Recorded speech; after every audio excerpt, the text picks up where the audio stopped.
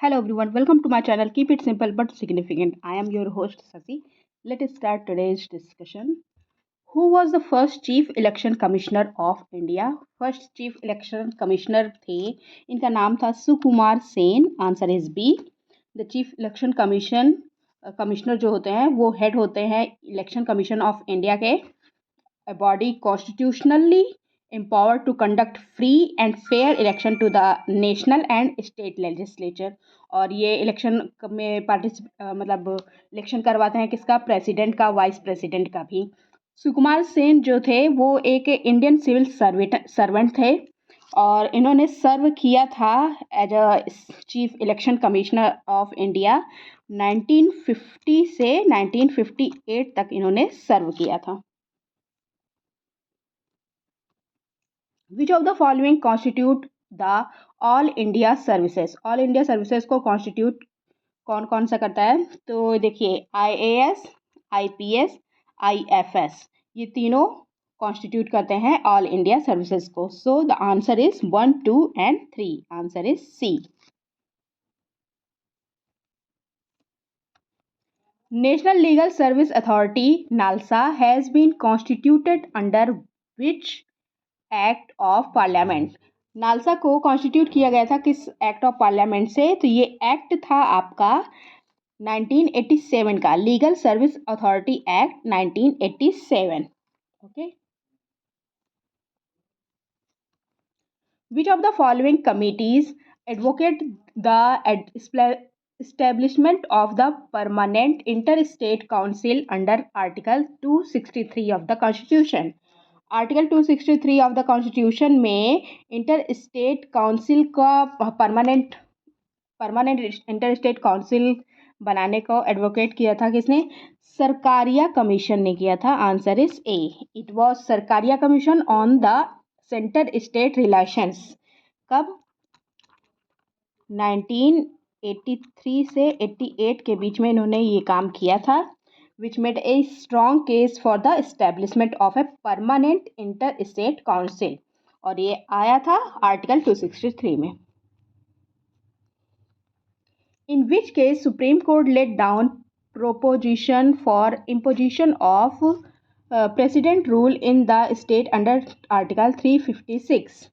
तो ये बोमई केस था. Answer is B. SR Bommai case ये हुआ था 1994 में. सुप्रीम कोर्ट ने वेरियस प्रपोजिशन दिए थे जो प्रेसिडेंट रूल को स्टेट में इम्पोज करते हैं आर्टिकल 356 के तहत. और इसमें एक ये भी बताया गया था, प्रोक्लेमेशन दिया गया था कि president rule is subject to judicial review. Judicial review के अंतर्गत आएगा प्रेसिडेंट रूल. मतलब आप फंडामेंटल राइट का जब हनन होगा तो ये जुडिशियल रिव्यू के अंतर्गत आ जाएगा. Who can appoint any member of the Lok Sabha to preside over its proceeding when the offices of both the speaker and the deputy speaker fall vacant? Speaker और डिप्टी स्पीकर जब office में नहीं है तो फिर किसके द्वारा लोकसभा में प्रोसीडिंग को आगे बढ़ाने के लिए अपॉइंट किया जाएगा किसी मेंबर को?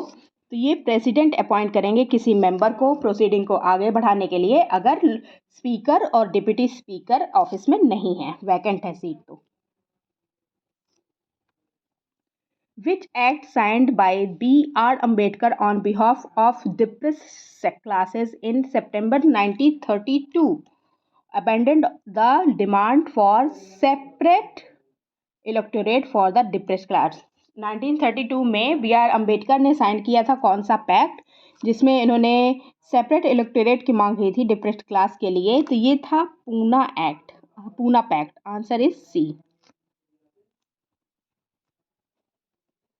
From which of the following countries the constitution of India borrowed the scheme of Indian federation? कौन सी कंट्री है जिससे हमने बोरो किया है फेडरेशन? हमारा इंडियन जो कॉन्स्टिट्यूशन है क्वाज़ाई फेडरल है और ये हमने बोरो किया है कैनेडियन के कॉन्स्टिट्यूशन से. Which amendment of the Indian Constitution has abolished the nomination of Anglo-Indian to the Lok Sabha and legislative assembly. Legislative पहले था, इस जो अमेंडमेंट हुआ उसके बाद हट गया।